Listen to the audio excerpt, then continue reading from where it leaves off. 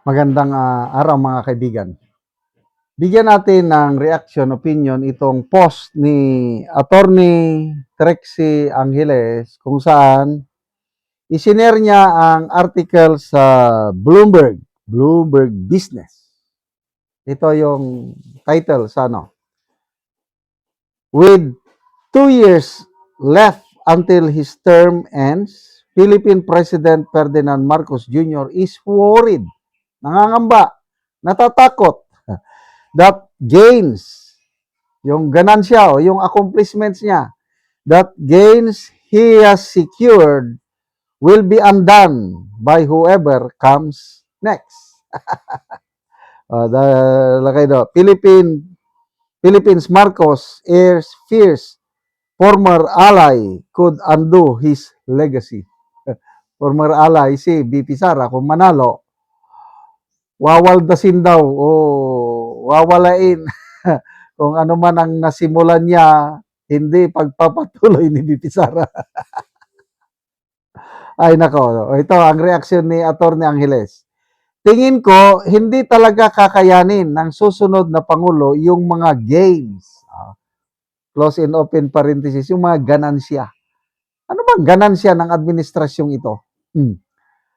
Mga ganansya ni Sir, si Presidente. Medyo historic ang levels ng achievements niya ngayon. Tanggapin na lang natin na never again magiging ganito. Oy, sabi niya, bawal tumawa. So, ang tingin ng Presidente, napakarami niyang nagawa. So, ano ba talaga ang nagawa niya para sa ikabubuti ng taong bayan? Kayo, paki-comment ko no, sa buhay ninyo, ordinaryong pamilya, OFW ba kayo, mga senior citizen, ano ba ang nagawa niya? Okay, sa akin I'd like to be honest, meron naman. Hindi naman puros kapalpakan. Ang akin, ang nagawa niya, yung continuity ng programa ni Tatay Digong, yung NTFL-CAC. Tinuloy niya talaga. Kaya, ang mga local armed communist groups, yung panggugulo nila sa mga kanayunan, wala na. Hindi katulad noon na itong mga makakaliwang grupo, bigla na lang magsunog ng mga makinarya ng mga kumpanya, mga bus companies, mga plantation. Kaya nakaka-disrupt yun sa hanap buhay ng mga tao. Kaya nga, si BP Sara, galit na galit dyan sa mga NPA sa Davao kasi nung mayor siya, meron yung kumpanya ng sagingan sa Davao, Lapanday ang pangalan. Ayaw magbigay ng kotong o revolutionary taxes yung kumpanya sa NPA. Kaya sinunog nila yung equipment ng kumpanya. So, doon sa pangyayaring iyon, may nadamay na sibilyan na namatay.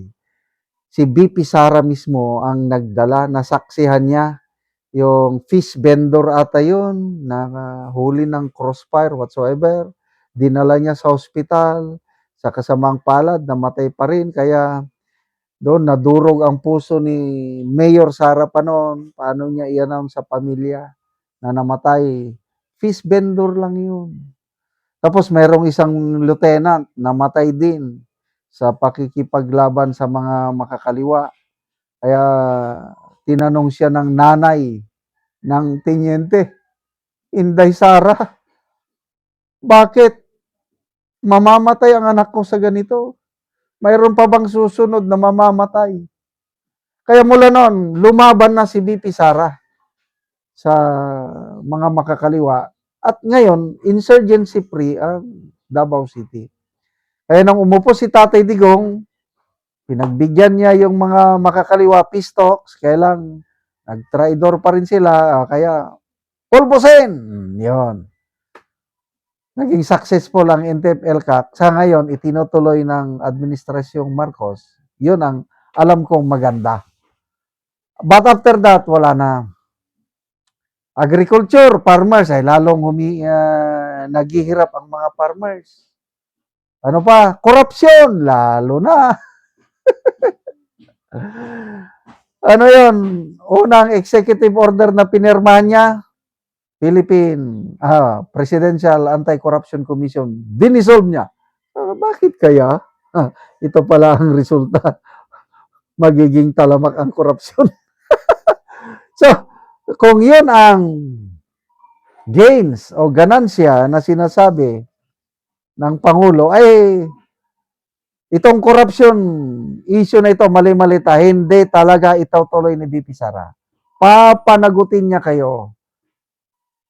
Umanda kayo, yung sabi ni Congressman Edgar Erese, pag nanalo si BP Sara, dalawang senaryo lang ang mangyari sa mga Marcoses and their kalyado. Yung mga malitagang, either makukulong or mag-e-exile. Kaya yan. Dapat lang matakot kayo pag may sumunod na BP Sara. Dahil 1,000,000%, sabi ni Congressman Toby Chanco. 1,000,000%, hindi ninyo maariglo si Sara pag nanalo yon. Kaya matakot na yung dapat matakot. Kaya tayo, konting tiis na lang, yung Brave 18 Marines, hindi na yan iimbestigahan. Makikipag-postahan ako. Wala na, hindi na patatawag sa Blue Ribbon Committee yan. 2028 na lang. Doon tayo magkakaano. Kanina may post si Atty. Gonzon. Di umano, sabi niya, yung mga general na nakinabang sa malitang nakawan, dapat sa next admin, i-court martial sila. Yun. So, I don't know kung ano yung sinasabi ng presidente na accomplishment niya. I'm sorry, wala akong maalala na accomplishment niya. Puros pahirap, lalo na ngayon. Krisis sa langis na times 2, times 3 na ang presyo ng langis. Yan ba ang kanyang pinagmamalaki? I don't know. Salamat mga kaibigan sa inyong pagsubaybay sa channel na ito. Nakakatulong kayo ng malaki sa tribong Talandig ng Bukidnon dahil ang income natin o sweldo sa channel na ito is pantulong po sa tribo. Namimigay tayo ng libreng yero at pako para makapagpatayo sila ng mas maayos na tirahan. Panoorin nyo ang video na ito. Mo na ni si tatay ang natagaan na mo gero. Atag og sin, pinalangin sa Ginoo. So muna ni ang iyang pag-aatupan. So mura ni ang balay ni tatay. Sa gitagaan na mo og gero, so muna ni ang iyang gipuy-an. So karon nagpatindog siya og bag-ong balay. So muna ni ang iyang kahimtang. Muna ni intawon ang iyang kaldero gamay kaayo. Balunan lang dayon og isa ka naninggi ipoy ani tatay. Nagpatukod siya og bag-ong balay. Muna ni. So pag yun niya nauman kay siya ra man gyud isa ani. Wala pud siya anak nga makatabang. So siya na ang bahala sa pag-atop sa yero nga natagaan siya. Salamat sa naghatag. So kuha na gyud ang iyang kahimtang mo na gyud ni intawon. Natabangan ni Nga diri siya magpuyo. Mga sako lang gyud in town og tunnel bag ang atop sa iyang balay. So maayong udto tay. Mayungod ko sa So pila nakakatuig tay nga inaani lang gyud ang imong pagpuyo diri lang kagatulog. mga 5 na katuig. 5 na katuig nga gantos ka sa ingani lang Oo, ana gyud. nga payag-payag. Okay, kapuyan man ko mag kuan, balimbalhin. Oo so Payag na lang. Magpay- Magpay kapoy. oo. So karon tay natagaan na ka og gero, nakapatindog na ka og bag-ong balay. So di na ka maulanan puhon nga makaatop na ka. Aw dili na gyud. Salamat gyud sa naghatag. Kuan naot nga dugangan iyang grasya panalangin nga maayo atong pagpuyo hangtod mag kuan ta mo approve atong kuan kalihukan hangtod kayo sa nagtabangan ni hangtod sa Ginoo nga sagaan mig kuan mayong panglawas hangtod ug grasya panalangin sa Ginoo. Salamat kay tay. Salamat. Oo. Oo.